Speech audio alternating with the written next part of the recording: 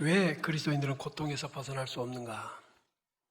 고통과 불행을 피할 수 있는 길은 아예 없을까? 하는 근본적이고 어린아이 같은 질문에서 말씀을 시작하겠습니다. 아담의 범죄 이후에 우리 인류는 죄 아래 살면서 스스로 고통과 형벌을 만드는 경향이 짙습니다. 그래서 오늘 제목, 우리가 만드는 고통과 불행입니다. 그런데 그러는 중에 그리스도 예수 안에서 유대인이 아닌 우리 이방인들에게까지 하나님의 뜻은 전파되었습니다. 분명히 하나님의 너그럽고 풍성하신 사랑이죠. 그래서 하나님께서 자신을 우리에게 소개하실 때 하나님은 사랑이시며 우리를 형벌하시는 것을 즐기는 분이 아니라고 성경에는 거듭거듭 말씀해 주셨고, 우리가 그리스도 예수 안에서 하나님의 자녀가 되었으니 이제 하나님 아버지라고 부르라 하시고, 우리에게 필요한 모든 것들을 아버지께 구하라고 하시며, 심지어는 먹고 사는 거, 의식주 문제로 걱정하지 말고 하나님 나라를 위해서 기도하는 것이 옳다라고까지 분명히 가르쳐 주셨습니다. 이것의 의미는 그리스도인이 되면 스스로 만드는 고통과 불행을 많이 줄일 수 있다는 뜻입니다. 우리가 아예 줄일 수는 없고 아예 없앨 수는 없겠죠. 우리의 부족함이 있으니까. 그러나 줄일 수는 있다는 거예요.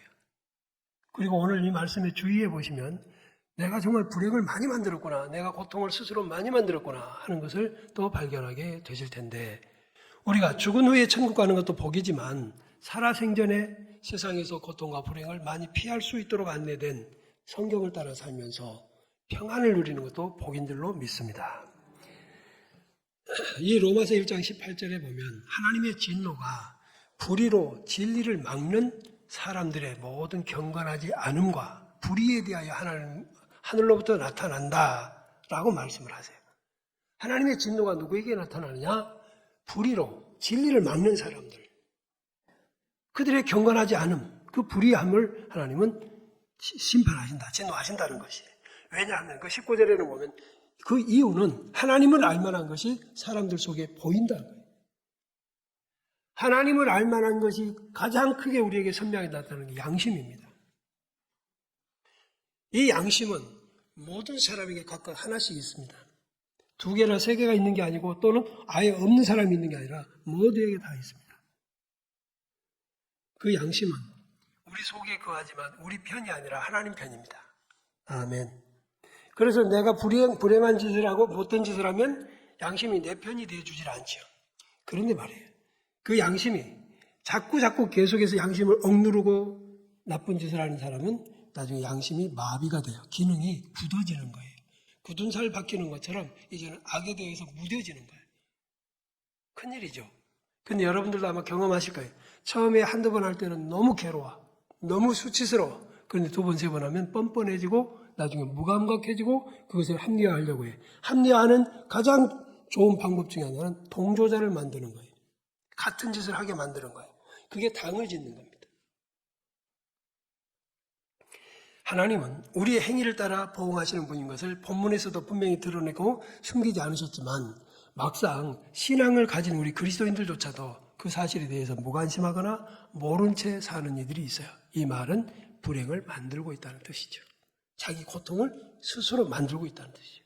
예수를 믿어도 하나님의 뜻보다는 내 뜻 이루어달라고 기도하는 사람들이 얼마나 많은가. 그런 사람들은 기도 응답을 받을지언정 고통과 불행은 면할 수 없을 것이에요. 자, 우리 6절 한 번 더 읽어보시죠. 2장 6절. 하나님께서 각 사람에게 그 행한 대로 보응하시되. 분명히 밝히셨죠? 그 행한 대로 보응하신다. 하나님은 우리의 행위에 반응하신다. 아멘. 그러면 이 본문에는요, 심판의 원리가 3가지로 딱 소개가 돼요. 하나님은 얼마나 친절하신지 우리가 고통과 불행을 피하도록 이렇게 소개하신다는 뜻이에요. 첫째는 모든 심판은 보편성이 있다. 곧 이방인에게만 임하거나 어느 민족에게나 어느 국가에게만 임한 게 아니라 모두에게 똑같다. 하나님의 지으신 모든 인생은 다 되게 공평하게 하나님의 심판이 적용된다 하는 말입니다. 2번째로 그 심판의 기준이 있습니다. 심판의 기준은 하나님이 행위대로 판단하신다는 거예요.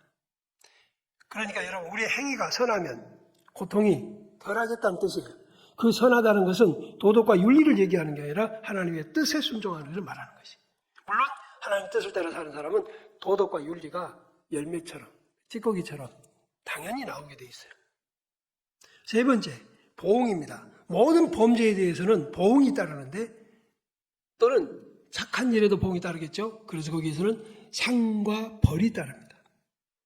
여기서 중요한 것 두 번째, 우리가 기억해야 될 것은 심판의 기준, 심판의 원리입니다.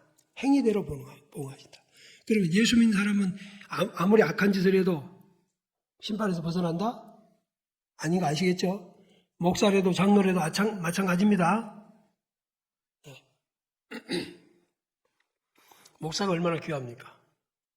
그런데 하나님께서 목사가 범죄한 것을 내두시면 좋겠는데 안 그래요. 그러시면 하나님이 아니세요. 왜냐하면 목사는 오히려 더 많은 사람들을 위해서 바르게 서 있어야 되기 때문에 더 중요한 것이죠. 자, 여기 1절을 한번 다시 또 같이 시작. 그러므로 남을 판단하는 사람아, 누구를 막론하고 내가 핑계하지 못할 것은 남을 판단하는 것으로 내가 너를 정죄함이니 판단하는 내가 같은 일을 행함이니라. 그러므로라고 시작하는 이 단어는 앞에 1장과 연관이 있다는 것을 알 수 있어요. 그럼 1장은 앞에 그 전반부는 뭐 인사하고 이런 것이지만 21절, 18절 이하에서부터는 아주 구체적으로 말씀하시는데 특별히 21절 하나님을 알되 하나님을 영화롭게도 아니하며 감사하지도 않고 또 오히려 그 생각이 허망하여지며 미련한 마음이 어두워졌다. 스스로 지혜 있다고 자랑을 하지만 어리석다. 그래서 썩어지지 아니하는 하나님의 영광을 썩어질 사람과 새와 짐승과 기어다니는 동물 구상으로 만들었다. 이 말은 뭐죠? 형상 성배를 말하는 것입니다. 자, 우리 하나님 알지요? 여러분 하나님 아시잖아요. 근데 하나님을 영화롭게 안 하고 그분께 감사하지도 않고 오히려 생각이 허망해지고 이것은 뭘 하는 거다? 고통을 만들고 있다. 자기 고통을 만들고 있어. 이게 이율배반인 것은 아니 하나님 우리 집에 평안 주세요 하면서 하나님을 영화롭게 안 하고 여기 영화롭게 한다는 말은 하나님이 언제 영화로우시냐면 우리가 주의 뜻을 따라 살 때 우리의 삶이 하나님의 말씀이 원리가 될 때 그때 영화로우신 거예요. 자, 그런데 그 1장에 쭉 보면 뒤에 나오면은 동성연애가 언급이 되고 있고요. 그죠? 27장 이하에 보면은 동성연애가 언급되어 있어요. 그 다음에 28절 한번 더 읽어요. 또한 그들이 마음에 하나님 두기를 싫어하니 하나님께서 그들을 그 상실한 마음대로 버려두사 합당하지 못한 일을 하게 하셨으니. 아멘. 성경을 읽는 우리는 적어도 이런 정도만 주의를 해도 하나님의 진노를 피할 수 있다. 고통과 불행을 줄일 수 있다 하는 거예요. 그 다음에 또 더군다나 그 하나님을 마음에 두기 싫어하는 사람들이 행했던 세세한 죄악들을 나열해 주신 게 29절로 30절입니다. 31절까지 시작. 모든 불의, 추악, 탐욕, 악의가 가득한 자요, 시기, 살인, 분쟁, 사기, 악독이 가득한 자요, 수군수군하는 자요, 비방하는 자요, 하나님께서 미워하시는 자요, 능욕하는 자요, 교만한 자요, 자랑하는 자요, 악을 도모하는 자요, 부모를 거역하는 자요, 우매한 자요, 배약하는 자요, 무정한 자요, 무자비한 자라. 목사가 부모를 거역했으면 하나님께서 목사를 귀히 여기신다 생각하고 심판을, 진노를, 형벌을 면하게 하실 수 있다 그 말이에요? 아니에요? 아니에요. 모든 사람에게 그 행위대로 해요. 하나님 앞에서 목사가 뭐고 장로가 뭐겠어요? 아무것도 아니죠. 오히려 목사나 장로 또 교회 중직자들은 더욱 하나님을 존중해야 맞죠. 그런 삶으로서 지금까지 중직자가 된 거 아니에요? 맞죠? 또 마찬가지입니다. 여러분 세상에서 다 버려진 우리 인생들이지만은 하나님을 알고 예수 그리스도 십자가 보혈의 은혜를 알게 하셨으니까 우리는 더더욱 성경을 따라 사는 게 맞죠. 부모를 거역하면 안 되잖아요. 안 되잖아. 여기 나온 대로 시기, 살인, 분쟁, 사기, 악독이 가득하다. 이런 것들 우리 일반적으로 갖고 있었던 것들이 우리 품성 속에 들어있잖아요. 기본적으로. 그러나 예수 안에서 이런 것들을 우리는 버리는 거예요. 하나님 버리라고 하셨으니까요. 그러다 보면 손해도 보는 것이고 그러다 보면 다른 사람들에게 별 험한 말도 들을 수 있을 것이. 그럴지라도 우리는 왜 그래야 되느냐? 하나님이. 자, 그런데 하나님께서 우리가 그렇게 하는 것을 보시면 우리 행위를 따라 어쩌신다고요? 할렐루야. 상을 주실 것이에요. 그때는. 우리가 주의 말씀을 따라 사니까 상을 주시지 않겠어요? 그 상 중에 상은 원수로부터 보호해 주시는 상도 포함돼요. 우리를 조롱하던 자들, 우리를 믿음으로 산다고 박해하던 자들을 하나님이 벌하심으로 어떤 때는 우리에게 그들로 인해서 심각한 풍랑이 일어나지만 나중에 성경의 역사 속에서 보면 그 원수들을 없애버리는 일이 되지 않습니까? 출애굽을 할 때 애국 군사들이 병거를 거느리고 뒤쫓아왔을 때 그 순간은 혼미백산하고 죽을 것 같았지만 홍해 딱 건너는 순간에 그 모든 것을 다 정리해버리시는 하나님. 할렐루야. 하나님 백성으로서만 사시면 됩니다. 하나님 백성답게만 사시면 돼. 성경을 읽으면서 우리가 좀 이런 부분을 눈에 띄게 새겨서 주의해서 살면 좋겠어요. 시편 107편 10절로 12절을 제가 읽어드립니다. 사람이 흑암과 사망의 그늘에 앉으며 곤고와 쇠사슬에 매임은 하나님의 말씀을 거역하며 지존자의 뜻을 멸시함이라. 그러므로 그가 고통을 주어 뭘 주어? 고통을 주어 그들의 마음을 겸손하게 하셨으니 그들이 엎드러져도 돕는 자가 없었도다. 여러분 혹시 지금 여러분이 예수를 믿으시고 열심히 봉사하는 것 같은데도 앞길이 보이지 않는 흑암 속에 계십니까? 사망의 그늘, 천국이 영생이 소망스럽지 못하고 언제 죽을지 모르는 공포 속에 있다면 또 내 주변에 아무것도 남아있지 않은 곤고와 쇠사슬에 매인 것 같은 창살 없는 감옥이 내 일상이라면 여러분 돌아보시기 바랍니다. 내가 하나님의 말씀을 거역하며 하나님의 뜻을 멸시하는 삶을 살지는 않았는가? 알면서도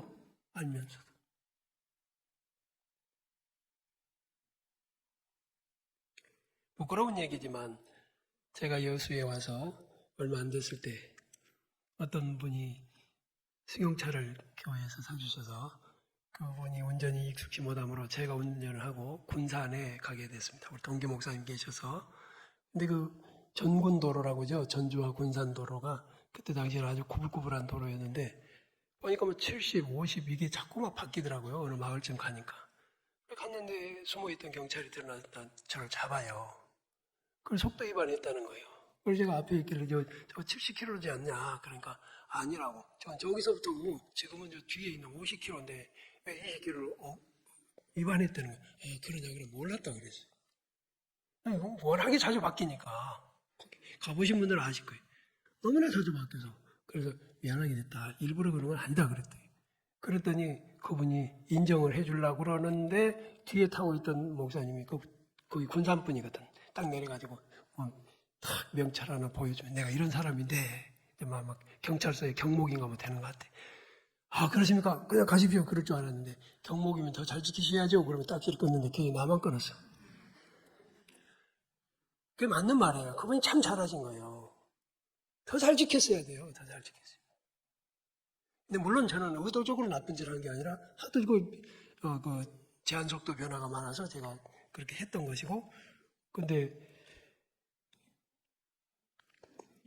여러분 몰라서 그런 거라고. 우리처럼 성경을 알고 하나님을 알면서 하는 거라고 차이가 있다는 거. 이 말씀 꼭 기억해요. 제가 부끄럽지만 예화를 들어놨는데 이거 꼭 기억하세요. 알면서 그러면 더 그래요. 그러니까 저와 여러분들은 하나님을 알죠. 성경을 알잖아요. 하나님 백성이 어떻게 살아야 하는지 알잖아요. 그런데도 불구하고 그것을 자꾸 어기니까 더 불행해진다고 말이에요. 요즘에 우리 양육반이 날마다 성경을 외웁니다. 그 중에 하나 잠언 28장 13절 양육반 시작. 자기의 죄를 숨기는 자는 형통하지 못하나 죄를 자복하고 버리는 자는 불쌍히 여김을 받으리라. 자기의 죄를 숨기는 자, 여러분 하나님 앞에서 죄 숨길 수 있어 없어? 사울왕이 그 죄 숨기려다 망한 거예요. 여러분 죄는 하나님을 상대한 것입니다. 아멘. 죄를 숨기려고 하는 사람 절대로 형통하지 못해요. 이거 잊지 마세요. 죄를 숨기려고 하니까 고통이 오고 죄를 숨기려고 하니까 불행해지는 거예요. 오히려 죄를 자복이라는 말은 복창하는 거예요. 부끄럽지만 외치는 거예요. 금방 저처럼 자복하는 겁니다. 내가 이랬다. 그리고 거기서 끝나는 게 아니라 버리는 겁니다. 다시 그 죄를 짓지 않는 거다 하는 거예요. 그러면 하나님은 불쌍히 여겨주신다. 할렐루야. 그러면 거기 그 죄의 고통에서, 그 불행에서 우리를 건져주시고 면하게 하신다. 이게 예수 믿는 사람의 평안입니다. 자, 그런데 죄를 버리는 삶을 어떤 사람이 사느냐면요, 하나님을 경외하는 삶이 나와요. 나는 하나님을 경외하는 삶, 하나님을 두려워하는 삶을 살겠다 하는 마음이 결심이 있는 성도에게서 그런 게 나와요. 잠언 28장 14절에 보면 항상 경외하는 자는 복되거니와, 했다 안 했다가 아니라 항상 경외하는 자, 마음을 완악하게 하는 자는 재앙에 빠지리라. 보세요. 여기서도 보니까 불행이 나오잖아요. 마음을 완악하게 해가지고 경외하지 않고 하나님을 업신여기는 삶을 산다면 그는 재앙에 빠진다. 여러분, 여기서 자신은 재앙에 안 빠질 자신감 있는 분 한 사람도 없지요? 그래요. 그러니까 오늘 이 말씀 앞에서 우리가 만드는 고통과 불행은 무엇인가? 조금이라도 더 배워야 돼요.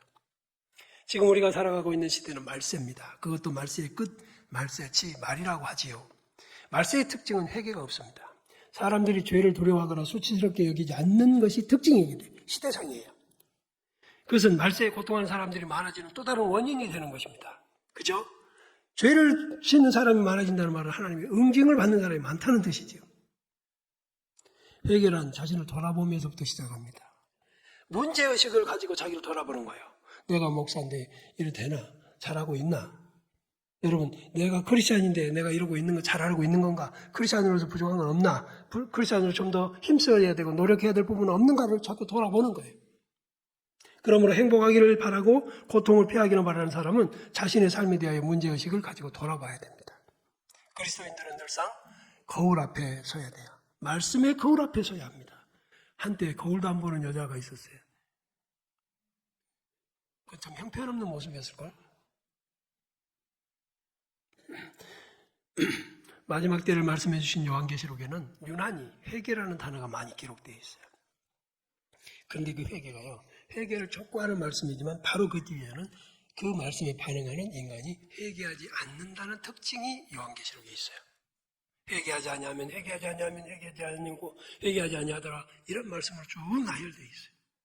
그러니까 그들은 천국 밖에 있는 것입니다. 하나님의 말씀을 무시하고 불순종하는 것은 말씀하신 하나님을 멸시하는 것입니다. 그래 봐라, 그런 식이죠.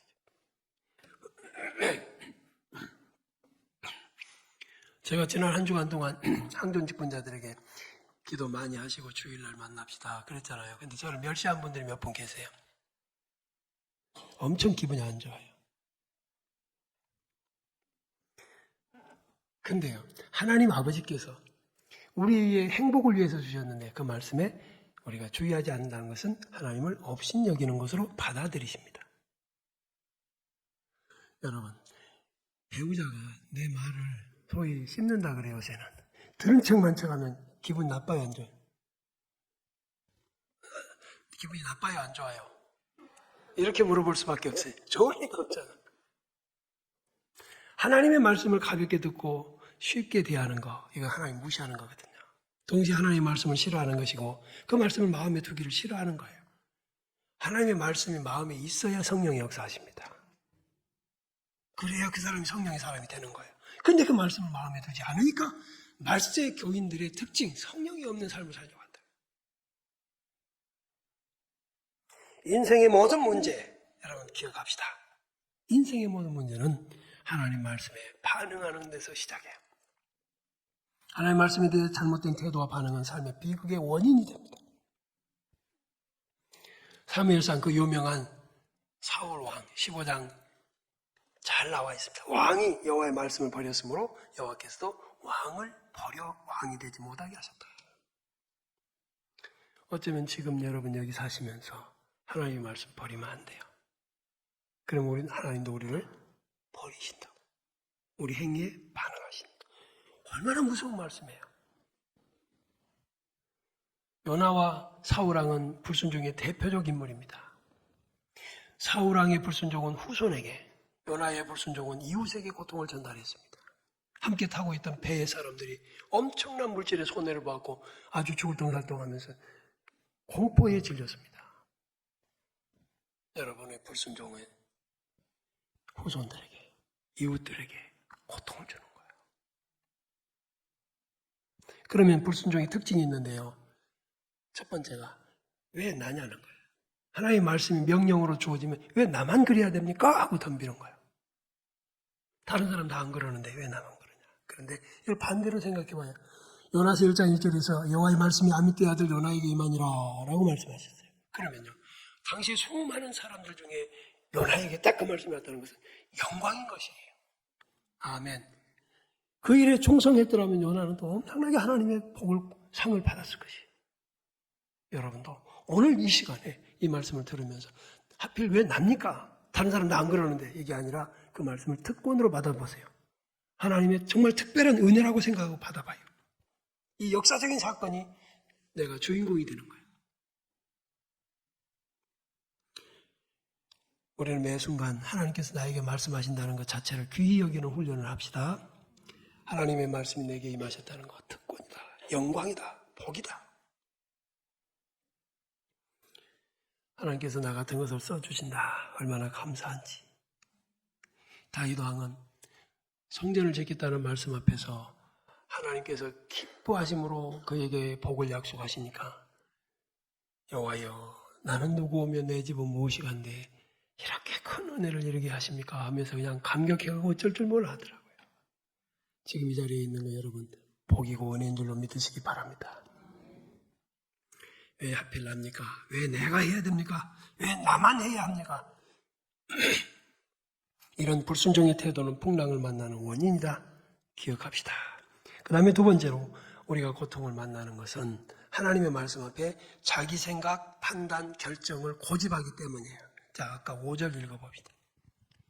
다만 내 고집과 회개하지 아니한 마음에 따라 진노의 날 곧 하나님의 의로우신 심판이 나타나는 그날에 임할 진노를 내게 쌓는도다. 아까 1장에서 그렇게 이런 죄들은 버려라.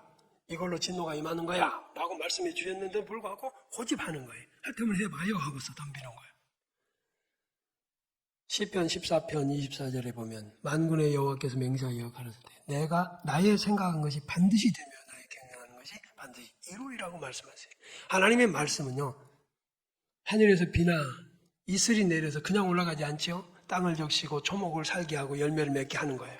하나님의 말씀도 한 번 입에서 나가면 반드시 열매를 맺는 거예요. 그런데 그 말씀 앞에서 자꾸 자기 고집을 세우고 자기 판단과 지금까지 살아온 방법이 어쨌다 그러고 있으면 그건 고집입니다. 그것은 이 로마서에서 아까 2장 5절에 말씀하시잖아요. 그것 때문에 내게 하나님의 진노가 임한다. 이 고집, 주관 이것이 센 사람이 사람의 세계에서도 융화단결하기 힘든 사람이 됩니다. 올바른 판단과 올바른 기준을 가지면 그나마 감사한 일이고 귀한 사람이겠지만 쓸데없는 고집 부리는 사람이 있어요. 그 고집은 자기중심적인 고집이거든요. 자기가 속한 단체를 유익하게 하려는 게 아니라 단체 어찌 되든 말든 나.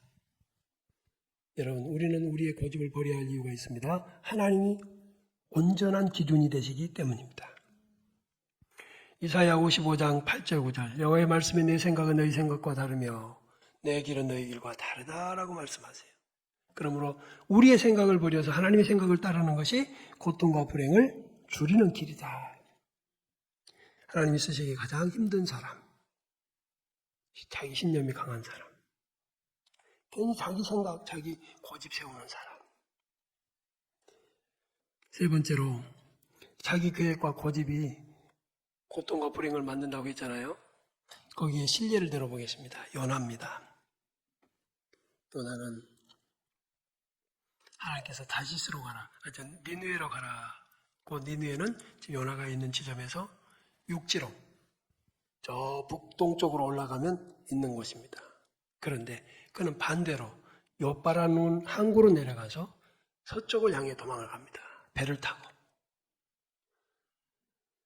그 학자들이 어떻게 조사해 놓은 거 보니까 다시스까지는 800km인데 아주 니느웨까지는 800km인데 다시스는 3200km라 그럽니다. 그러니까 저는 거기서 그 말씀을 보면서 사람은 하나님이 가라고 하시는 길은 보다 더 짧아도 안 가고 4배나 멀어도 어디든 자기가 가고 싶은 곳은 가는 게 사람이고, 이게 고집이에요, 이게. 교회 여러분, 하나님과의 관계를 먼저 전제해 보세요. 하나님 우리를 사랑하는 아버지입니다. 그러니까 하나님께서 우리에게 주신 말씀은 우리 행복을 위한 것이고 우리를 골탕 먹이는 게 아니에요. 그러니까 아멘 하고 따라가면 됩니다. 그게 고통과 불행을 줄이는 길이에요. 근데 요나는 자기 생각을 따라서 갑니다. 안 가는 이유는 니느웨 사람들이 나하고 원수지간이에요. 우리나라를, 우리 민족을 자꾸 쳐부셨던 사람들이에요. 거기에 복음 전해가고 용서받고 살아나면 어떻게 망해야지 싶으니까 다른 쪽으로 가는 거예요. 그랬더니 그 일이 잘 되는 것 같았어요? 못 되는 것 같았어요? 여러분도 잘 생각하세요. 처음에는요 잘 됐어요. 가니까 마침 옆바에서요 배 시간이 딱 맞았어. 기다릴 것도 없어. 그냥 배싹 내고 배를 딱 탔어요. 그것도 아주 멀리 가는 배야. 하나님은 못 쫓아오겠지. 그런데 바다 가운데서 풍랑을 만납니다. 세상에는 우연 없습니다. 풍랑을 다스리시는 이가 하나님이신 줄로 믿으시기 바랍니다. 거기서 풍랑을 만나니까 사람들은 원인을 알지 못한 채 배를 가볍게 하려고 그 많은 무역 물품들을 바다에 버립니다. 물질적 손해가 옵니다. 그리고 진도가 안 나갑니다. 배가 앞으로 나갈 수가 없습니다. 시간이 낭비됩니다. 그리고 나서 죽을 둥 설동하면서 그들은 공포 속에 사로잡히는 것입니다. 행복이 파괴됐습니다. 누구 때문이죠? 그러는 중에도 요나는 원인이 자기에게 있음을 알지 못한 채 깊은 잠에 빠져 있었다고 그랬어요. 선장이 발견하고 잠을 깨웁니다. 당신도 보니까 하고 있는 행색으로 보니까 히브리인 것 같은데 당신의 신에게 기도 좀 해라. 결국은 알고 나서 제비를 뽑히고 그는 고백하고. 여러분, 하나님을 어디서 피하겠어요? 우리가 하늘에 가도 거기 하나님 계십니다. 바다에도 그래요. 이렇게 생각합시다. 숨길 수 없다. 피할 수 없다. 아멘. 나는 못 봐도 그분은 나를 보신다. 저희가 아주 오래전에 백악관 앞에 갔어요. 우리 목사님들 몇 분 가서 보니까 수없이 많은 자동차들이 진열되어 있는데 좀 멋있습니다. 주차되어 있는데 야 멋있는 차 많다 그러고 이러고 하다 보니까 어떤 차는 앞에 범퍼에 번호판이 없더라고요. 그러고 보면서 이러고 있었는데 그리고 좀 이따 나오는데 경찰들이 2명이 딱 찾아왔어요. 우리 길을 막아요. 그리고 이제 영어로 말하는 거야. 당신들 지금 뭐 하는 사람들이냐? 뭘 했느냐? 이런 얘기들. 알아듣고 겨우 얘기했어요. 앞에 넘버가 없어서 이상하다 그러고 비교해 보는 것이다. 그러냐? 우리나라는 주별로 다 다르다. 거기는 그러거든요. 주별로 어떤 데는 번호판 앞에 게 없이도 다니더라고요. 그런가 하고 이제 그러고 우리는 잡혀가진 않았지만 거기서 하나 신기하게 느꼈던 게 어디서 봤단 말이냐? 우리는 주변에 경찰이 있는 걸 못 봤는데 어디서 봤지? CCTV로 다 봤다. 그때는 우리나라에 CCTV가 개념이 없었기 때문에 백악관이라고 하는 아주 긴장되는 그 경비초소에서는 그런 것들이 있었던 것 같아요. 교회 여러분, 이 말씀도 제가 이렇게 여러분께 해드리는 것은 우리는 누군가의 감시체제 하에 있다. 누구? 하나님. 근데 그 하나님이 우리를 감시하신다는 것은 벌 주려고 망하게 하려고가 아니라 보호하시고 은혜 주시려고다 라는 생각을 먼저 해보시기 바랍니다. 할렐루야. 정리합시다. 주님의 뜻을 따르지 않으면 물질 낭비됩니다. 물질 손해보면서 행복할 사람 있어 없어? 시간 낭비됩니다. 말도 안 되는 일들 애를 쓰고 했는데 아무것도 아닌 헛된 게 돼버리면 모래성 쌓는 것 같은 것이 된다면 얼마나 고통스럽다. 주님의 말씀 따르지 않으면 다른 사람의 재산에까지도 다른 사람의 행복까지도 파괴한다. 더 말할 것도 없이 내 가족, 내 후손의 길도 막는다. 자, 우리 하나님 인격적이십니다. 매우 신사적이세요. 매우 우리를 사랑하시는 분이세요. 그러니까 울고불고 떼쓰고 금식하고 뒹굴어가면서 떼써서 복달라고 안 해도 이렇게 주께서 주신 말씀 앞에서 로마서 1장에 나왔던 아까 그런 말씀들만 주의하고 살아도 우리는 고통과 불행을 얼마든지 줄일 수 있다. 아멘. 그런 유혹들이 있고 그런 죄악들이 지금 막 바다 물결처럼 출렁이는 속에 우리가 살고 있지만 우리는 그 속에서 하나님의 말씀과 성령으로 유의하여 산다면 우리는 고통과 불행을 피하고 하나님의 평안을 누리게 될 줄로 믿습니다. 우리의 자녀들의 길은 하나님이 예비하실 줄로 믿습니다. 우리가 물질을 허비하지 않게 될 것이고 우리가 하는 모든 수고의 열매를 주실 줄로 믿습니다. 이런 하나님 아버지가 계시는데 왜 그렇게 불순종하고 목이 고든 고집을 부리면서 고통과 불행을 만드는지, 왜 그렇게 살았는지 회개합시다. 자신을 돌아볼 틈도 없이 바쁜 사람의 특징, 거울도 안 보는 건지 못 보는 건지 모르겠지만 거울 볼 틈도 없이 분주한 사람, 행복한 사람 아니고 지혜로운 사람 아닙니다. 거울 앞에 서야지요. 여러분 현관에 거울을 붙여놔요. 나오면서 한번 딱 봐요. 그리고 자신을 보죠.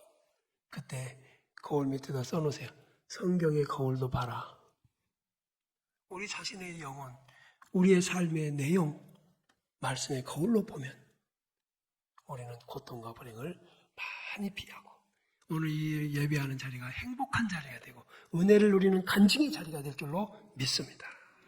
일어나서